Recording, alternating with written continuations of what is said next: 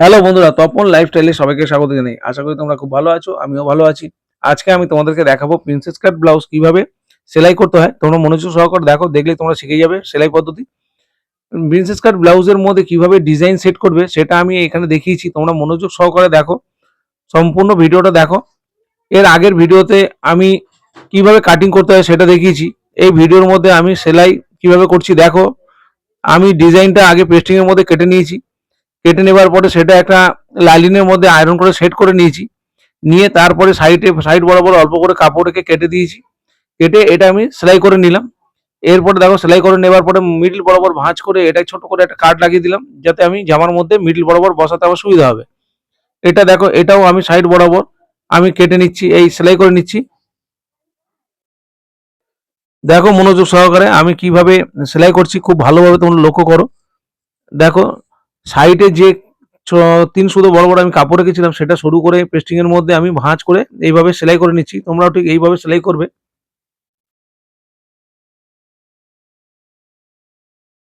দেখো ধার ধরে আমি ভাঁজ করে করে এটা ফিনিশিং করে দিলাম।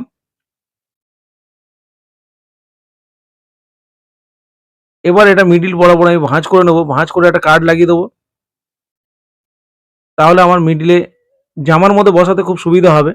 যে মিডিল বরাবর ভাঁজ করে এটা আমি বুঝতে পারবো যে আমার এটা মিডিল। আর এটার মধ্যে পিঠে হুক হবে।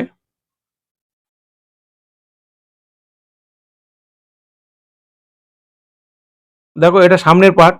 সামনের পার্টের যে ডিজাইনটা আমি করেছিলাম পানের ডিজাইনটা, সেটা আমি সামনের মধ্যে এই মিডিল বরাবর যে দেখো কাপড়ের মধ্যে আমি একটা চকের দাগ কেটে নিয়েছি। আর ওই চকের বরাবর আমি এই পেস্টিংটাকে সেট করে দিলাম। দিয়ে আমি পিন সেট করে নিচ্ছি। এইভাবে তোমরা পিন সেট আপ করে নেবে, তাহলে সেলাই করার সময় সরে যাবে না কাপড়। দেখো এরপর আমি পেস্টিং এর উপর থেকে সেলাই করবো না, পেস্টিং এর একদম ধার ধরে সেলাই করো, পেস্টিং এর উপরে সেলাই তুলবে না তোমরা। এইভাবে নিয়ে এসে এখান থেকে ঘুরিয়ে আবার এইভাবে তোমরা সেলাই করে নেবে ঘুরিয়ে। ঠিক পেস্টিং এর গা বরাবর তোমরা সেলাই করে বেরিয়ে আসবে।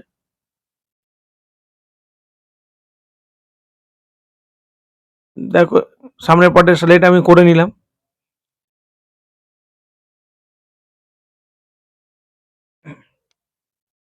এরপর এইভাবে আমি এই পার্টগুলো জয়েন করব।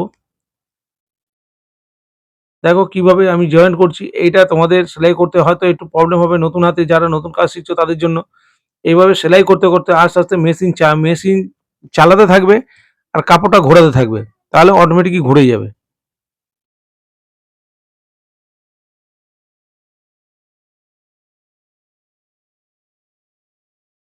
দেখো আমি মেশিন চালাতে চালাতে আর এটা ঘোরাচ্ছি, তাহলে অটোমেটিক ঘুরে যাবে কাপড়। দেখো সামনের পাটা রেডি হয়ে গেল। এবার পেছনে যেটা রয়েছে ওটা তোমরা ইন্টারলক করে নেবে, না হলে প্রচুর সুতো ওঠে কিছু কিছু কাপড়ে।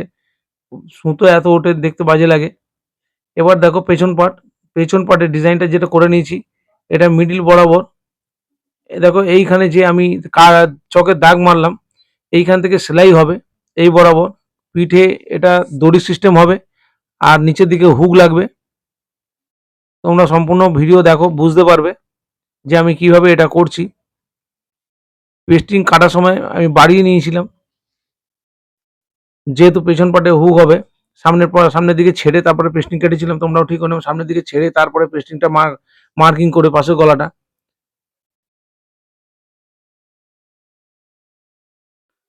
পিন সেট আপ করে দিলাম আমি। এরপরে পেস্টিংয়ে আমি সেলাই তুলব না, পেস্টিংয়ের গা ধরে আমি সেলাই করে যাব। দেখো এইখানে দড়ি হবে, যে মার্জিন পর্যন্ত দড়ি হবে এখানে এসে আমি রিপিট করে দিলাম। দিয়ে আবার এইভাবে ঘুরিয়ে মেশিনের ছুঁচটা তুলে আমি ঠিক এপারে নিয়ে আসলাম। এপারে নিয়ে এসে এখানেও আমি রিপিট করে দিলাম। একটা দড়ি ঢোকার মতো জায়গা আমি ওখানে গ্যাপ রেখে দিয়েছি।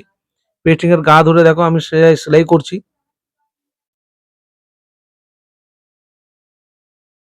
দেখো ঠিক এই মিডল বরাবর এখানে এসে এখানে কেটে দিয়ে এখানে হুকের পট্টি লাগবে, ওখানে রিপিট করে দিলাম আমি, যাতে কাটিং এর পরে যাতে খুলে না যায় সেলাই।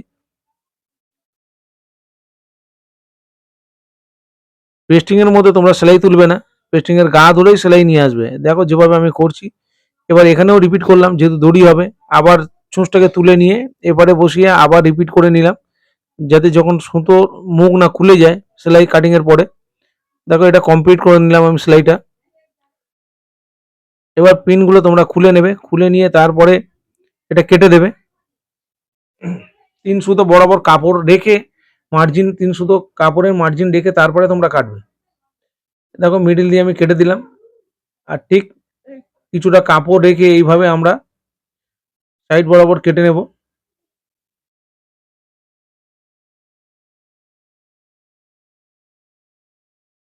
বন্ধুরা পেস্টিংয়ে এইভাবে ডিজাইন করলে ডিজাইনটা খুব ভালো দাঁড়ায় আর ফিনিশিং খুব ভালো হয়। দেখো ছোট, ছোট কাট লাগিয়ে দেবে তোমরা, কিন্তু সেলাই কাটবে না। সেলাইয়ের আগে পর্যন্ত কাটটা নিয়ে যেতে হবে। ছোট, ছোট কাট লাগাবে সেলাইয়ের আগে পর্যন্ত। সেলাই না কেটে যায়। ওটা ভালো করে খেয়াল রাখতে হবে।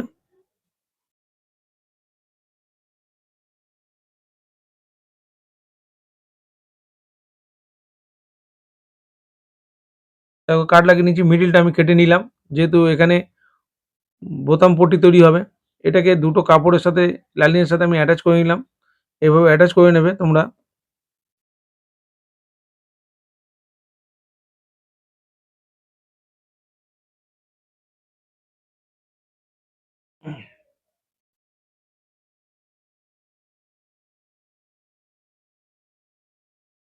দেখো পেছনে হুক হবে, তাই বাঁ দিকের পাটে আমি উপর দিয়ে নিচ দিয়ে সেলাই করে উপর দিকে উল্টিয়ে দেবো। বাঁ দিকের পাটে ইয়ে হবে, হুকের ঘর হবে বাঁ দিকের পাটে। এটা নিচ থেকে সেলাই করছি দেখো।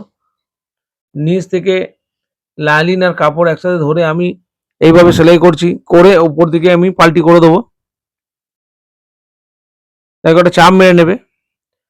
ঠিক এইভাবে তোমরা একটা চাপ মেরে নেবে, তাহলে ঘোরাতে সুবিধা হবে। দেখো এবার তোমরা ভাঁজ করে নিয়ে এইভাবে বাড়তি করে বাইরের দিকে রেখে এইভাবে 3টে পরপর সেলাই করে নেবে। যেভাবে ব্র্যাকাট ব্লাউজে আমরা হুকের ঘর তৈরি করি, এটা সেম ভাবে হবে। ওটা বাঁদিকে হয়, এটা পেছনে হয়ে গেলে এটা পেছন পাটের দিকে বাঁদিকে হয়ে গেল।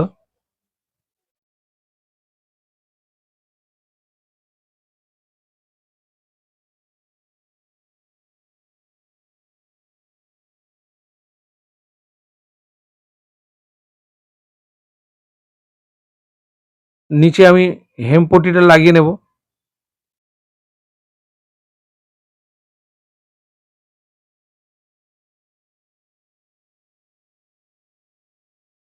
নিচের পট্টি আমি লাগিয়ে নিলাম।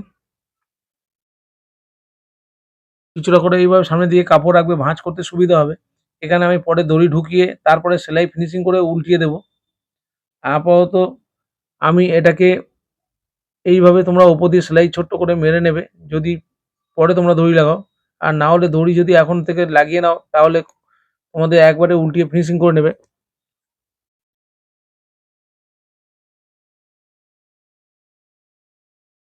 দেখো এই সেলাইটা পট্টিটা উপর থেকে লাগছে, উপর থেকে লেগে নিচের দিকে মুড়ে যাবে। একটা চাপ সেলাই দিয়ে নিচ্ছি। এবার যতটুকুনি কাপড়ের দরকার ততটুকুনিতে আমি একটা সেলাই মার্জিন টেনে আমি কেটে ফেলে দেবো বাকি অংশ। এইভাবে সেলাই করে রাখলে কি হয়, কাপড়টা সরে না, আমার মুড়তে সুবিধা হবে। যেভাবে তোমাদের কাজে সুবিধা হবে সেটাই তোমরা করবে। দেখো এরও নিচের পট্টি আমি লাগিয়ে নিচ্ছি।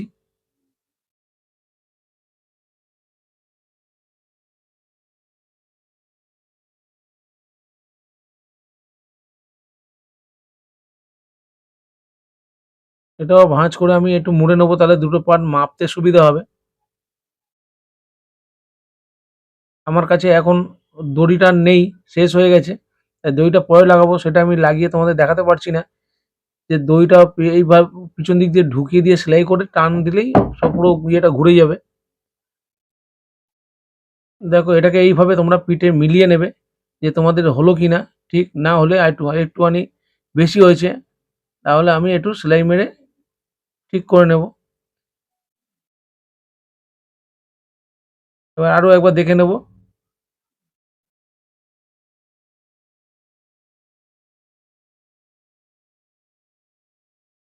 দেখো ঠিক মিলে গেছে। এবার আমি চাপ সেলাই মেরে এটা ফিনিশিং করে নেব।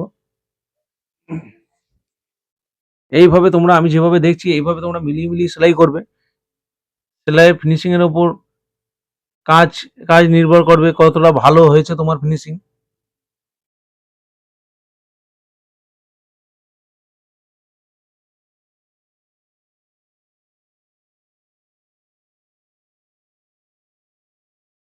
এগুলো হেম করতে হয়।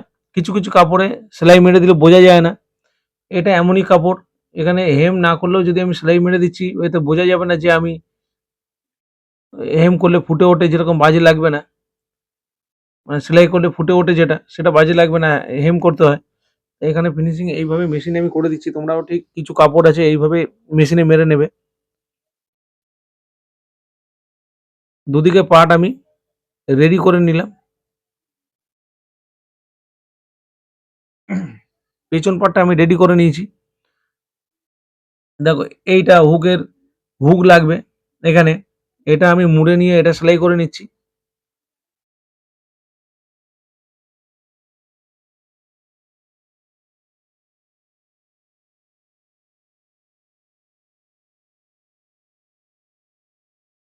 দেখো পেছন পার্ট আমার রেডি হয়ে গেল। দেখো এই যে ডিজাইনটা, তারপরে ঘুরে যাবে পেস্টিং গুলো ওইদিকে, তারপর চাপ সেলাই মেরে ফিনিশিং করে দেবো। এবার সামনের পার্টটা, সরি, হ্যাঁ, এবার সামনের পার্টে চলে আসলাম। সামনের পার্টে পানটা যেটা করেছিলাম সেটা আমরা কেটে নিলাম। ছোট ছোট কার্ড লাগাবে তোমরা অবশ্যই, না হলে তোমাদের পেস্টিং ঘুরবে না। এইভাবে ছোট ছোট কার্ড লাগাবে, কিন্তু কার্ডটা এমন ভাবে লাগাবে যাতে যে সেলাইটা আমরা করেছি সেলাইয়ের আগে পর্যন্ত যাবে, সেলাই যাতে না কাটে সেটা তোমাদের খেয়াল রাখতে হবে। কিন্তু অল্প অল্প কার্ড লাগালে হবে না, সেলাইয়ের আগে পর্যন্তই কার্ড লাগাতে হবে, তাহলে ফিনিশিংটা ভালো হবে। এখন নিচের পট্টিটা আমি লাগিয়ে নিচ্ছি, তোমরাও আমি যেভাবে লাগাচ্ছি এইভাবে তোমরা পট্টিগুলো লাগিয়ে নেবে, লাগিয়ে ফিনিশিং করে নেবে।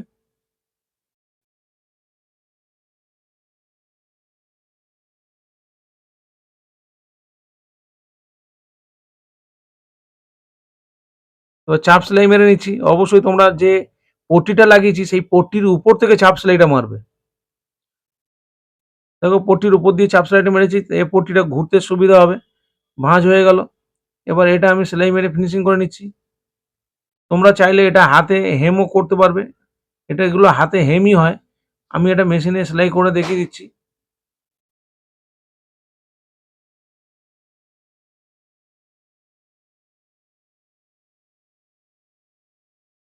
দেখো ফিনিশিং হয়ে গেল। এবার যে পানের অংশ ডিজাইনটা সেটা আমি চাপ সেলাই মেরে নিচ্ছি। পেস্টিংটা ঘুরিয়ে নিয়ে তোমরা এইভাবে হাতের সাহায্যে ভালো করে পেস্টিংটা ভাঁজ করে করে চেপে নেবে, নিয়ে তারপরে এরকম একটা চাপ সেলাই মেরে নেবে।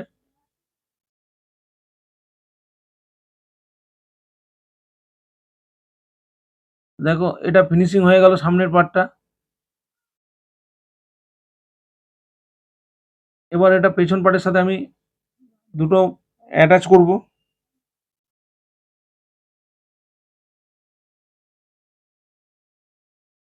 দেখো কিভাবে আমি অ্যাটাচ করছি। এই যে পেস্টিংটা রয়েছে এই পেস্টিংটা তুলে এদিকের পার্টটা আমার ফিনিশিং আছে, ফিনিশিং দিকটা ওর মধ্যে ঢুকিয়ে দিয়ে ওপারের পার্টটা এর উপরে চাপিয়ে দিয়ে আমি এইভাবে সেলাই করে দিলাম। তাহলে সেলাইটা ভেতরে ঢুকে যাবে। যখন সেলাই করে নিয়ে এটা সোজা করব, এইভাবে তোমরা শোল্ডার জয়েন করবে। এটা হচ্ছে শোল্ডার জয়েন করার নিয়ম।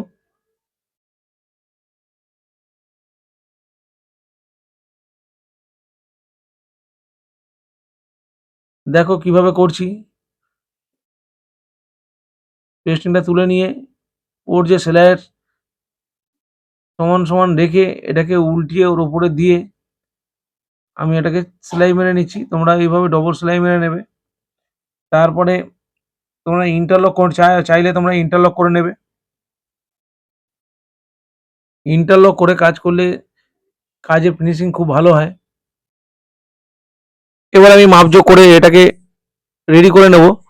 দেখো আমরা যে মার্জিনটা বাড়তি রেখেছিলাম 2 ইঞ্চি করে, সেই 2 ইঞ্চি করে আমরা বাড়তি রেখে দিচ্ছি। সেটা ছেড়ে নেব। 2 ইঞ্চি করে যেটা আমরা মার্জিন এক্সট্রা কাপড় রেখেছিলাম সেটা অবশ্যই ছেড়ে রেখে দেবো। তোমাদের একটা গুরুত্বপূর্ণ টিপস দিতে চাই আমি।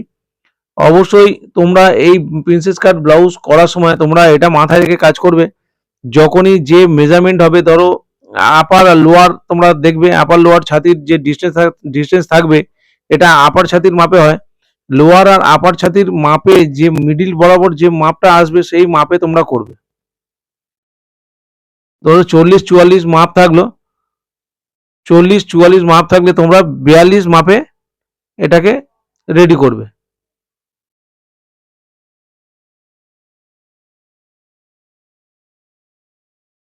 দেখো দুদিকে আমি এইভাবে মার্কিং করে যতটুকু কাপড় আমার দরকার ছেড়েছিলাম সেটা ছেড়ে আমি করে নিচ্ছি। দেখো নিচে আমি 2 ইঞ্চি ছেড়েছি, উপরে আমি 2.5 ইঞ্চি ছেড়েছি। আমি 2 ইঞ্চি কাপড় নিয়েছিলাম, আমি 2.5 ইঞ্চি বাদ দিলাম, কেন আপার লোয়ারের ডিস্টেন্স যেটা আছে, অন্তত আমার আমি 44 ছাতির মাপে করলে সেখানে লোয়ার ছাতি 40 হবে, তাহলে 44 ছাতির মাপে আমি করব না, আর 40 ছাতির মাপেও করব না। ঠিক মিডিল বরাবর যে একটা মাপ পাবো সেই মাপে আমি করব, তবেই ফিটিংসে ভালো আসবে। তোমরা এটা মাথায় রেখে কাজ করবে। যখনই যারা প্রিন্সেস কাট ব্লাউজ বানাবে এইভাবে বানাবে, কেন তোমরা অনেকেই বুঝতে পারো না আমি প্রিন্সেস কাট ব্লাউজ তো বানাচ্ছি কিন্তু ফিটিংস হচ্ছে না কেন, একটাই কারণ তার, এটাই যে তোমরা মিডিল বরাবর যে মাপটা পাবে সেই মাপে তোমরা করবে। এটাকে নিজেকেই ঠিক করে করতে হবে। দেখো যে মেজারমেন্ট আমি চেয়েছিলাম সেই মেজারমেন্টে আমার চলে এসেছে। এবার আমি ডোটাকে ডবল সেলাই করে নিচ্ছি। অবশ্যই পাশ থেকে আরেকটা বাড়তি সেলাই করে রাখবে তোমরা। প্রথম সেলাইটা সিঙ্গেল মারবে, পরের যে সেলাইটা আছে সেটা তোমরা সবসময় ডবল সেলাই ব্যবহার করবে।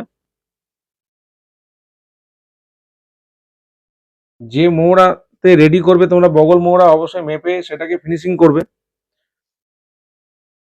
দেখো আমি বাড়তি করে সাইড থেকে সেলাই এক্সট্রা দিয়ে রাখছি, কোনো কারণে যদি টাইট হয় আমি প্রথম সেলাইটা খুলে দিলে আমার ওই সেলাইয়ের মধ্যে চলে আসবে।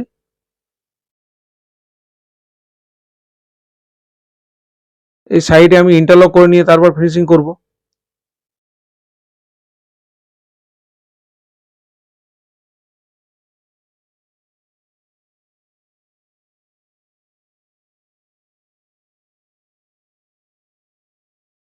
সেলাইগুলো সবসময় পরে যে সেলাইটা আমি মারছি, দেখো ডবল সেলাই মারছি, প্রথম সেলাইটা মেরেছিলাম সিঙ্গেল সেলাই।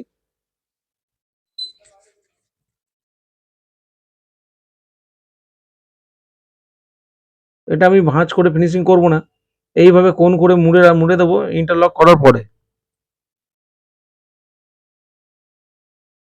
দেখো আমি ইন্টারলক করে নিয়েছি, এরপর আমি কোণ বরাবর এইভাবে ভাঁজ করে দিলাম, হাতে লাগাতে সুবিধা হবে। এবার আমি হাতাটাকে রেডি করব। দেখো আমি হাতা যখন কাটিং করেছি তখন তালপাটে শেপ দিইনি আমি হাতার মধ্যে।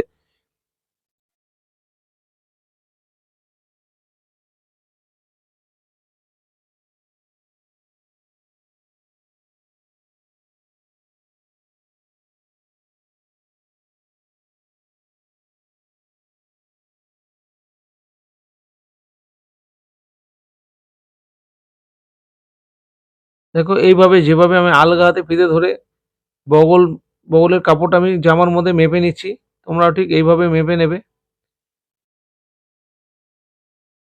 তোমাদের দেখবে বগল মোড়া যেটা চাইছো সেটা চলে এসছে। এরপর আমি হাতার মধ্যেও দেখে নেবো, এটা আরেকটা হাতার মধ্যে আমি দেখে নিচ্ছি, দুটো অবশ্যই দুটো হাতায় তুমি দেখে নেবে কাপড়ের মধ্যে, যে তোমাদের যে মোড়াটা থাকবে সেই মোড়া এসছে কিনা। না থাকলে শোল্ডারের দিকে একটুখানি যদি বাড়তি হয়, কোনো কারণে অনেক কাপড় সেলাই করার পরে বেড়ে যায় কাটিং করার পরে, এভাবে তোমরা অবশ্যই দুদিকের পার্টই দেখতে হবে।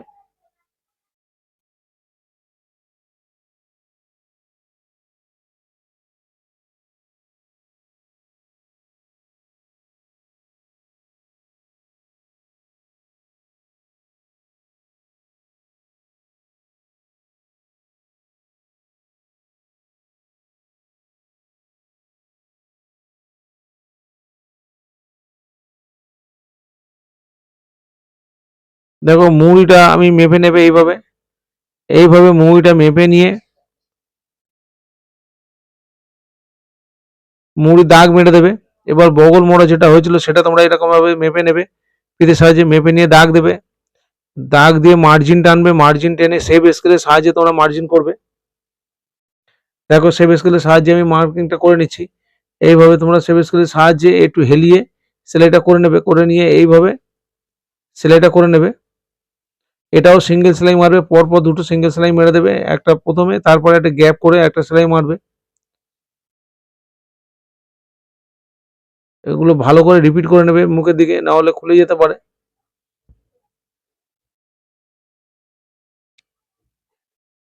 দেখো হাতা সেলাই করে নিয়েছি, এবার আমি শেপ দিয়ে নেবো। দুটো হাতা এইভাবে পরপর রাখলাম, দুদিকের পার্ট এইভাবে। এরপরে আমি ফিনিশিংটা শেপটা দিয়ে নেবো। আমি এইভাবেই কাজ করি, যে কাজ যখন আমি হাতা লাগাবো তারপরে ফিনিশিং করার পরে তারপরে এইভাবে তারপরে শেপটা দিই। এইভাবে সেলাই করে দুটো পার্ট আলাদা হয়ে গেছে, লাইনের সাথে ছেড়ে গেছে সেলাই কাটিং এর পরে। এরপর আমি সেলাই করে দুটো অ্যাটাচ করে নিলাম। এইভাবে কোণ করে তোমরা সেলাই করে নেবে, না হলে হাতা জয়েন্ট করতে প্রবলেমের মধ্যে পড়তে হবে।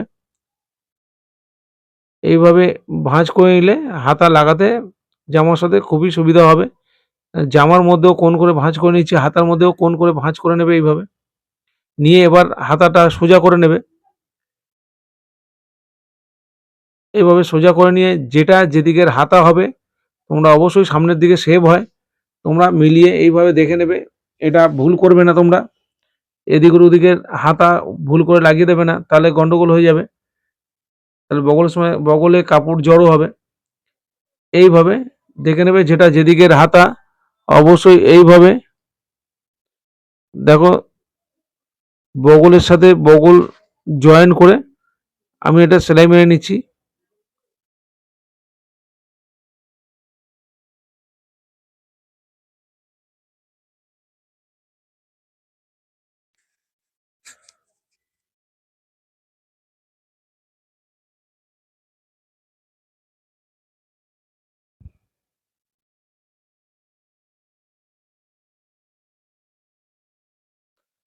দেখো আমি যেভাবে মেজারমেন্ট করে এইভাবে হাতা লাগাচ্ছি, এইবার একেবারে মিলে যাচ্ছে, কোনো সমস্যা হচ্ছে না। এইভাবে তোমরা, আমি যেভাবে দেখাচ্ছি তোমরা ঠিক এইভাবে সেলাই করবে। আর রেডিমেড পোশাক নয়, এটা বানানো পোশাক, কারোর মাপ নিয়ে বানানো হচ্ছে, সেই কারণে এইভাবে হাতাটা জয়েন্ট করতে হচ্ছে।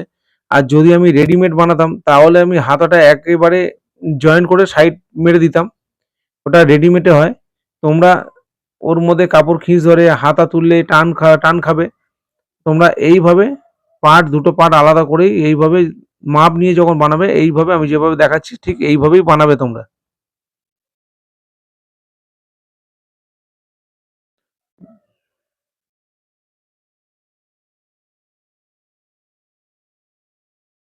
এই সেলাইগুলো ডবল করে নেবে। আমি যে কাপড়ে কাজ করছি প্রচুর সুতো ছাড়ছে কাপড় থেকে, ইন্টারলক করে কাজ করতে হবে, না হলে তো এইসব কাপড় থাকবে না, নষ্ট হয়ে যাবে। দেখো আমার রেডি হয়ে গেছে। বন্ধুরা আবার নেক্সট কোনো ভিডিও নিয়ে তোমাদের সাথে দেখাবে। টাটা।